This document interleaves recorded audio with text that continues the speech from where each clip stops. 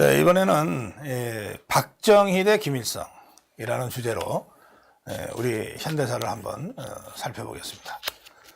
저는 박정희라는 이 역사의 거인, 이 인물을 생각하면 마음 한편에 늘 좀 짠한 느낌이 있습니다.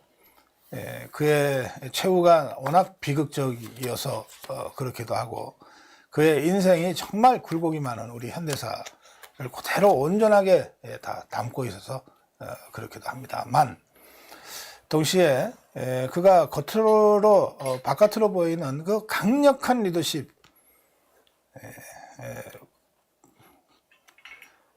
그 리더십의 이면에 정말 감성이 풍부하고 여린 마음을 갖고 있었던 사람이라고 제가 생각하기 때문에 아마 더 그럴 겁니다. 박정희가 우리 역사에 처음 이름을 드러낸 것은 정말 아이러니컬한 것인데요. 여수순천 반란 사건 후입니다. 1948년 10월 9일, 19일부터 10월 27일까지 8일 동안 남로당의 그 군사 프락치들이 여수순천에 주둔해 있던 국군 제14연대 군인 2천여 명을 모아가지고 반란을 일으켰어요. 이들은 여수순천에 모여서 훈련을 하고 있었는데 곧 얼마 후에 제주도 4.3 사건의 그 무장대를 진압하기 위해서 출동할 예정이었습니다. 그러니까 당시에는 이 국군 경비대가 좌파들도 막 받아들였거든요. 그래서 우리 군 안에 좌파 프락션들이 굉장히 많이 들어가 있었고, 남로당도 그때부터 군에 열심히 자기 공작 세포들을 심어놨어요. 그러니까 이제 여수 순천에 모여있던 14연대 군인들 중에도 좌파들이 많이 있었고, 이들이 얼마 후에는 군의 명령을 받아서 자기네 동지들을 진압하러 가야 될 상황이 되니까 그걸 거부하고 반란을 일으켰던 겁니다. 8일 동안에 여수 순천을 장악하고, 그리고 우익 인사들을, 자유파 인사들을 대거 살해, 학살하는 만행을 저질렀습니다.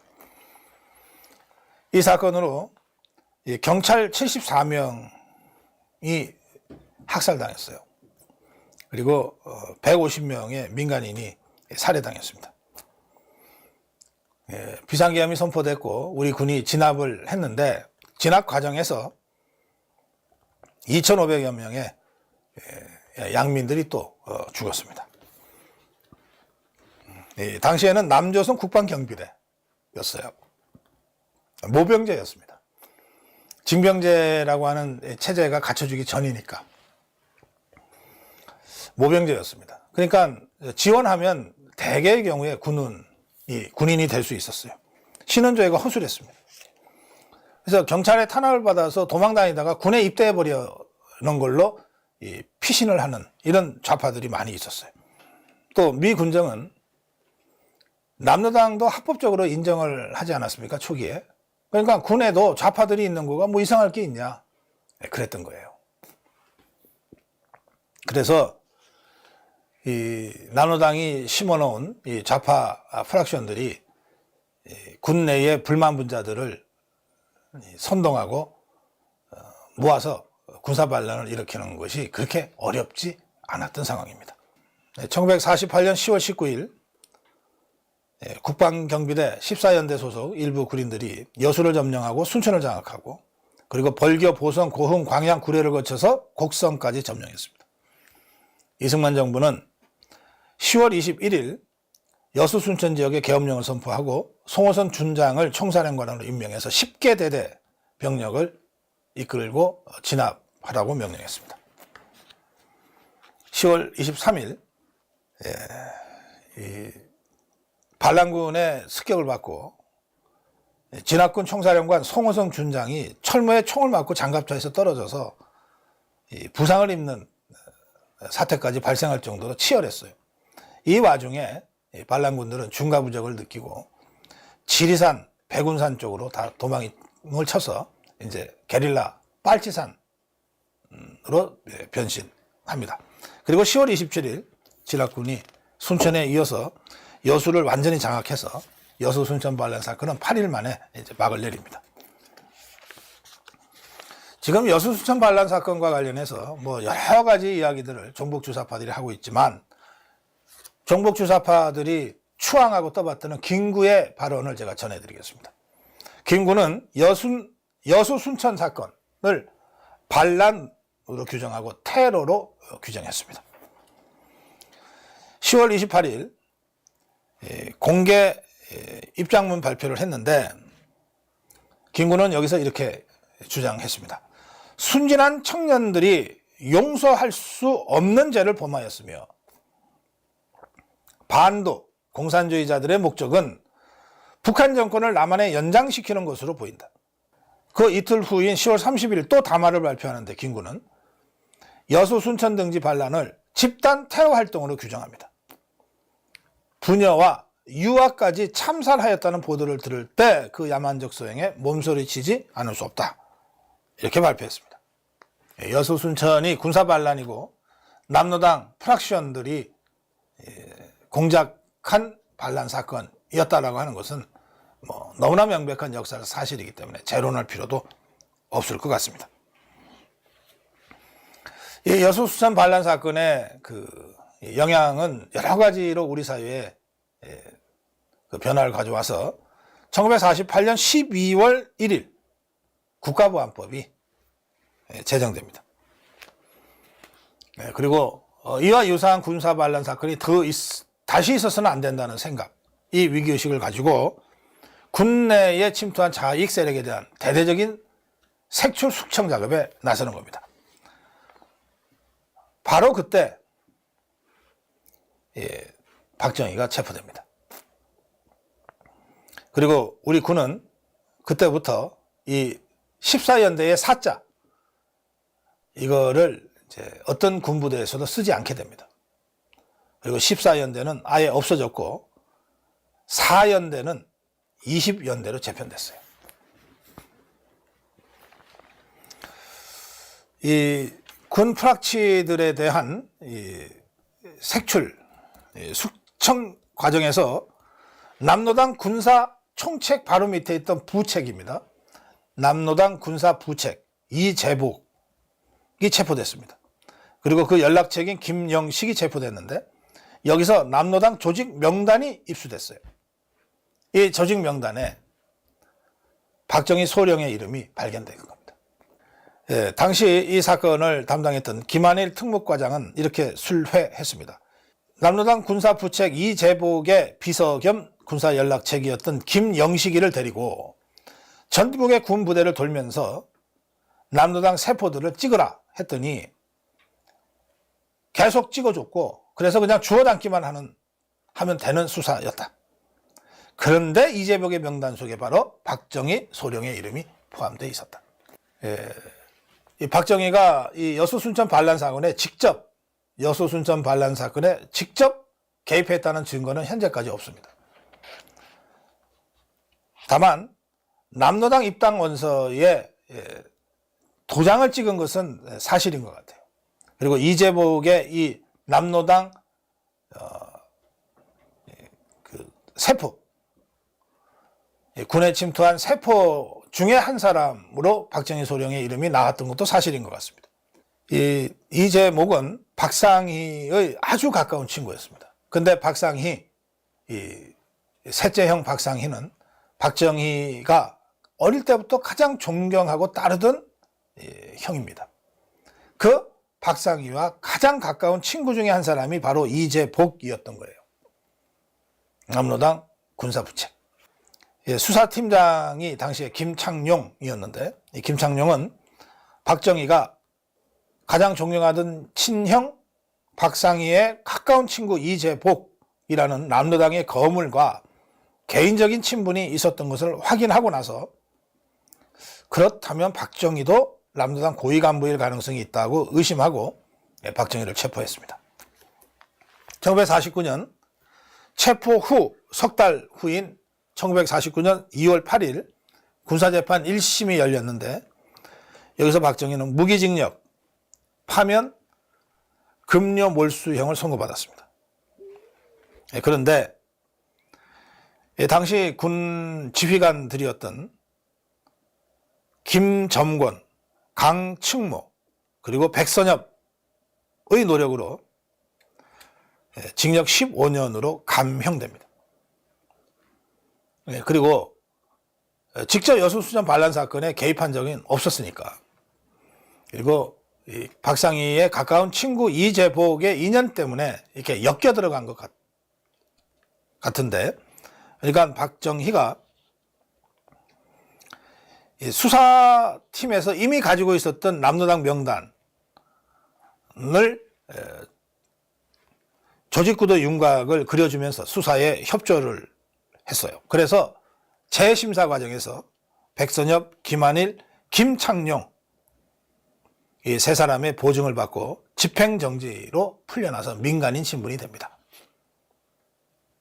백선엽, 대령, 김한일, 방첩과장, 김창룡 대위 세 사람의 보증이 있었습니다. 그렇지만 그 후로 박정희는 남도당 연루자라고 하는 꼬리표가 달려가지고 군에서 제대로 활동을 할 수가 없었어요. 미국 유학 대상자로 선발됐지만 신원조회 과정에서 탈락하기도 하는 불운을 계속 겪게 되죠. 이 감옥에서 백선엽 등의 노력으로 이제 풀려난 박정희는 이제 편의적으로, 당시에는 이렇게 시스템이 딱딱 정립되지 않았던 어수선한 시기였으니까요. 편의적으로 정보국, 육군 정보국 전투정보과 상황실장이라는 비정규 직책으로 한 1년간 복무하게 됩니다. 그러니까 이때가 6.25 전야입니다. 그런데 당시에 정보국 전투정보과에 배치되어 있었던 젊은 6사 8기생들을 만나게 되죠. 김종필, 이우락 등이었습니다.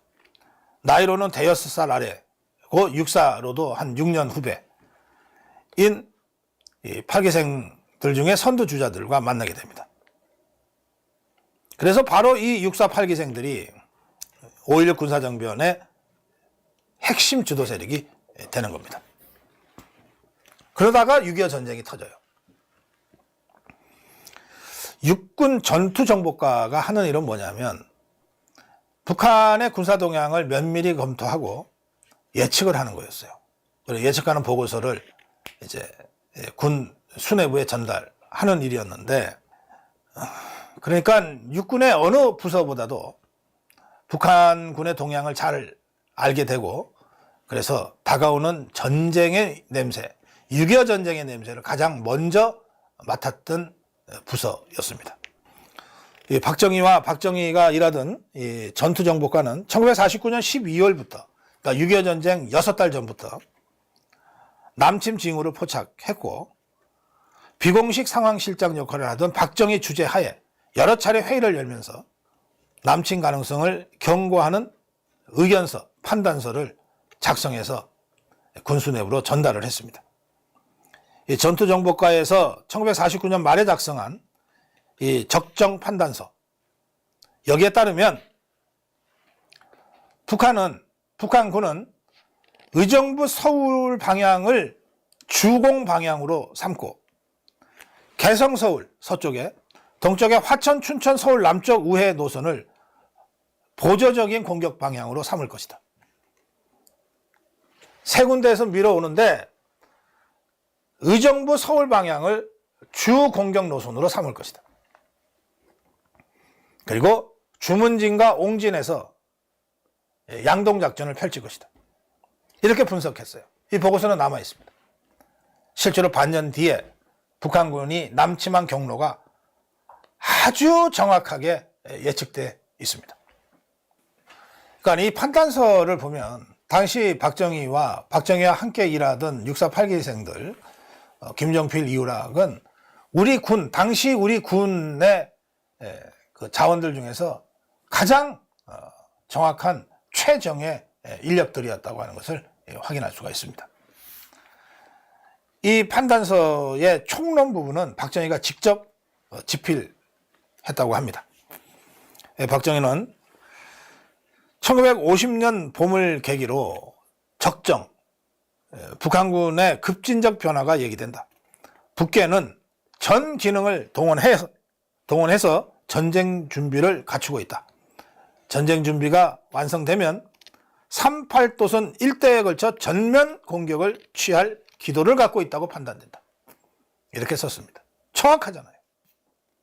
6개월 후에 벌어질 6.25 전면전을 소름 끼치도록 정확하게 예측하고 있습니다. 이 판단서를 보고 박정희는 이 군 수뇌부에도 이 판단서를 근거로 해서 여러 차례 설명회도 가졌다고 하는데, 이 군 수뇌부는 이 판단서에 근거해서 미 군사고문단 측에 북한 군의 남침 위협이 있다는 것을 강조하면서 대전차 무기의 제공을 여러 번 요청했지만, 미군 측에서 스탈린이 도발한다면 유럽에서 하지 한반도에서 안 해. 그리고 전차 하는데 한반도는 산악지형이잖아. 전차가 무슨 소용이 있어? 라는 말만 되풀이하며 거절했다고 합니다. 남침 열흘 전 6월 15일이죠. 6월 15일. 이 6월 15일까지 전투정보과는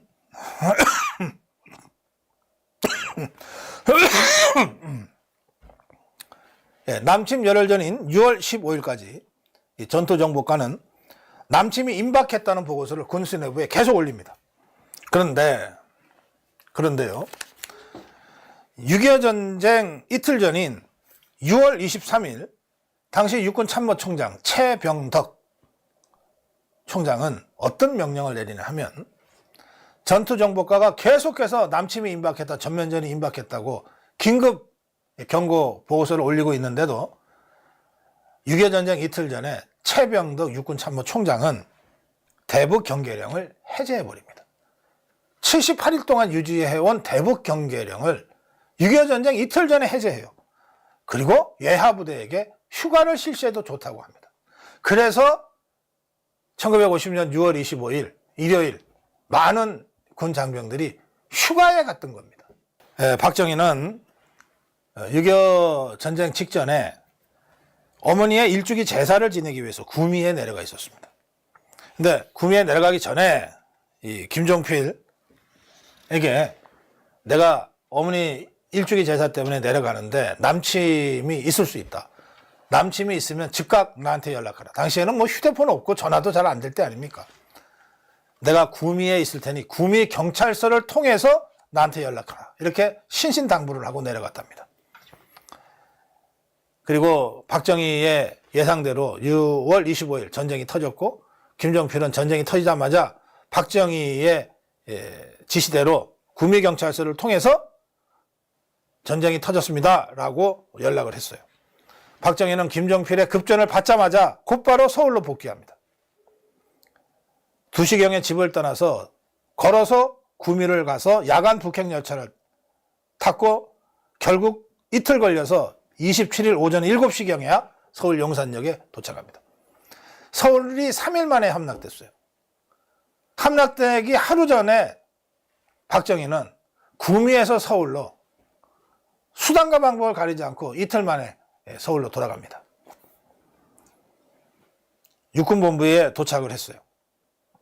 그런데 박정희가 도착한 그날 아침에 국방장관 신성모는 서울 포기를 결정해버려요. 박정희는 서울에 복귀하자마자 피난해야 될 상황이 돼버린 겁니다. 25년이 지난 1975년 6월 25일 6.25 25주년 기념일 날 박정희는 일기장에 이렇게 썼습니다. 우리는 남침 징후를 6개월 전에 예측했었다. 그러나 이 판단서를 믿으려고 하지 않았다. 군 수뇌부가. 군 수뇌부, 정부 당국, 미국 고문단 모두가 설마하고 크게 관심을 표시하지 않았다. 1949년 말 정보국 판단서는 전쟁이 발발한 후 너무나 정확하였음이 확인되었다. 알고도 기습을 당했으니 천추의 한이 되지 않을 수 없다. 무능과 무의와 무관심이 가져온 국가 재산과 인명, 문화재의 피해가 얼마나 컸던가. 후회가 앞설 수는 없지만 너무나 통탄한 일이라 하지 않을 수 없다. 400년 전 임진왜란 때 우리 조상들이 범한 과오를 우리 시대에 되풀이하게 되었으니 말이다. 이게 1975년 6.25 전쟁 25주년에 박정희 대통령이 쓴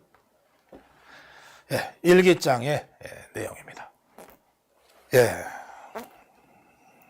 이 6.25 전쟁 와중에서 민간인이었던 박정희는 다시 군으로 복귀하게 됩니다. 1951년 12월에 강원도 동부전선에서는 구사단 참모장으로 중공군 개입에 대한 미국의 판단 실패가 수백만 명의 생명을 앗아가는 것을 지켜볼 수밖에 없었습니다. 미국 측은 국군 측에서 제기한 인민군 남침 가능성, 박정희가 직접 판단서를 썼던 그거 무시했고 중공군이 참전할 수 있다고 하는 정보도 묵살해버렸어요. 1963년에 5.16 군사정변을 성공하고 국가재건 최고회의 의장이 된 1963년에 박정희가 쓴 책이 바로 그 유명한 국가와 혁명과 나입니다. 국가와 혁명과 나에서 박정희는 이렇게 지적합니다. 독일과 월남의 분단은 패전과 내란의 산물이었지만 한반도 분단은 순수하게 미국과 소련의 편의에 따른 것이다. 억울하기 짝이 없다. 그러니까 박정희는 6.25 때 여러 차례에 걸친 판단서를 묵살당한 것, 중공군 개입이 임박했다고 하는 판단서조차 묵살당한 것, 이 과정에서 미국에 대한 불신을 하지 않을 수 없었습니다. 그리고 돌이켜보니까 2차 세계대전 이후 독일은 전범국가로서 분단당했고 월남은 내전으로 분단당했는데 한반도는 아무런 분단당할 이유가 없이 미국과 소련의 편의적 결정으로 분단당했다. 참으로 억울하다. 이렇게 쓴 겁니다. 그러면서 미국이 전 세계적으로 1960년대 이후에 근대화를 해야 경제성장을 시켜야 민주주의가 될 수 있다는 생각으로 자유민주주의를 보편적인 가치로 전파하려고 할 때 박정희는 우리 실정에 맞지 않는 서구식 자유민주주의를 강요하는 일은 적절치 않다. 이렇게 입장을 밝힙니다. 자유민주주의를 반대하는 것이 아니라 자유민주주의도 서구식이 있고 한국식이 있는데 왜 서구식 자유민주주의를 일방적으로 기계적으로 적용하려고 하느냐. 한국에는 자유민주주의라 하더라도 한국형 자유민주주의가 있다. 이게 이제 미국에 대한 박정희 대통령의 그 시각이었던 것 같습니다. 사실 이 박정희 정부에 대해서 미국은 역대 미국 대통령들이 박정희 대통령을 늘 좀 의심했고 그래서 뭐 주한미군 철수와 같은 정말로 중요한 안보 정책도 박정희 정부, 박정희 대통령을 압박하는 수단으로 사용한 미국 대통령들도 있습니다. 그래서 미국의 원조를 받는 개발도상 국가 중에서 사사건건 미국과 마찰한 박정희 정부는 그야말로 이례적이다. 이런 평가를 이제 많은 전문가들이 하기에 이르렀습니다. 박정희는 6.25 전쟁 발발 직전에도 전투정보과를 이끌었고 6.25 전쟁 중에도 전투정보과를 이끌었는데 이 전투정보과가 6.25 전쟁 중에 한 주요한 임무 중에 하나가 낙동강 전선을 압박하고 있는 북한 군의 사령관의 성격, 부대의 성격, 무기, 전투 능력 이런 것들을 분석해서 우리 낙동강 전선에 배치되어 있는 국군과 유엔군들한테 그걸 제공하는 것이었어요. 그래서 지피지기면 백전백태. 적을 정확하게 알아야 승리할 수 있다. 이 적을 정확하게 아는 일을 당시 박정희가 이끌던 전투정보과 이상으로 해낸 기관이 없습니다. 그런데 전황은 계속 급박해지고 전투정보과는 아무리 중요한 역할이라 하더라도 외형상 후방에서 펜대 굴리는 일을 하는 것이었으니까 자꾸 전방으로 차출하려고 했던 거예요. 이걸 단 한 명, 자기 휘하에 있는 전투정보과 장교들을 단 한 명도 뺏기지 않고 지켜내면서 끝까지 전투정보과의 일을 해낸 것이 박정희입니다. 그 과정에서 박정희의 리더십을 김종필, 이우락 등 648기의 핵심들이 그야말로 체감하게 됐다고 얘기할 수 있습니다. 그것이 이후에 5.16 군사정변의 648기 주력 세력과 박정희의 결합으로 결실을 맺게 됐다. 이렇게 말씀드릴 수 있습니다.